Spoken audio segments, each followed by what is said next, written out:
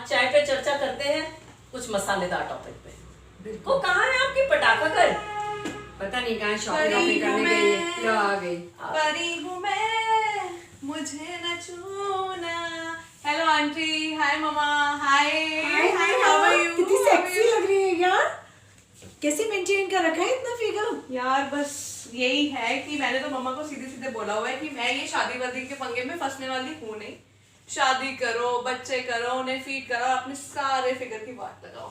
मैं ये सब चीजों में नहीं फंसने वाली। यार लेकिन ऐसा है कि जो लोग शादी नहीं करते या बहुत बड़ी एज में जाके शादी करते हैं या बच्चे पैदा नहीं करते, फीड नहीं कराते, उन लोगों को ब्रेस्ट कैंसर होने का डर रहता है। ओह, अच्छा क्या? हाँ। मम्मा आपको तो ब्रेस्ट कैंसर हुआ है, तो कैसे नहीं डायग्नोज तो हुआ, कुछ क्या बस हुआ? यही है, मैं थोड़ा ज्यादा कॉन्शियस थी। किसी ने बताया था कि भाई आप जब भी नहाने जाओ तो अपने ब्रेस्ट को पैल्पेट करके देख लिया करो। तो मैं 2-4 दिनों में कई बार अक्सर पैल्पेट करके देख लेती थी और कॉन्शियस थी। जहाँ छोटी सी गांठ फील हुई मैं तो नीलू जी के पास चली गई, तो इन्होंने फिर आगे गाइड किया कि अब कैसे करना है, क्या करना है। अर्चना दी, लेकिन लगता नहीं है आपको देखकर कि आप ब्रेस्ट कैंसर के लिए ऑपरेट हुए हैं। अरे छोटी सी गांठ थी, बहुत जल्दी पता चल गई, तो उसमें ब्रेस्ट उन्होंने निकाली नहीं, खाली गांठ निकाल दी, थोड़ी रेडियो कीमोथेरेपी कर दी बस।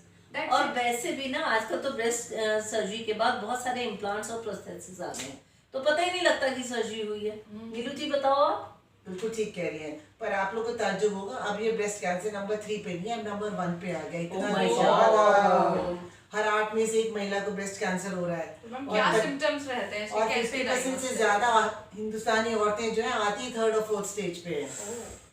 तो सिम्टम्स क्या है? या तो कोई सिम्टम्स ही नहीं है, एक्सीडेंटली डायग्नोज हो गया, या सामान्य सिम्टम्स है जी। आप सबसे पहले जाके अपने ब्रेस्ट से अवेयर होइए, शीशे के सामने जाके खड़े हो जाइए नहाते समय। आप देखिए अपनी ब्रेस्ट को, आपकी ब्रेस्ट कहीं से बड़ी हो रही है, कहीं से छोटी हो रही है, कहीं से स्किन जो है अंदर डिम्पल की तरह हो रही है, उसके अंदर कहीं स्किन लाल हो रही है या कहीं पे स्किन रफ हो रही है। ये सब ऐसे लक्षण हैं जिनको बिल्कुल भी आपको निग्लेक्ट नहीं करना चाहिए। और स्किन संतरे के छिलके जैसी भी हो सकती है।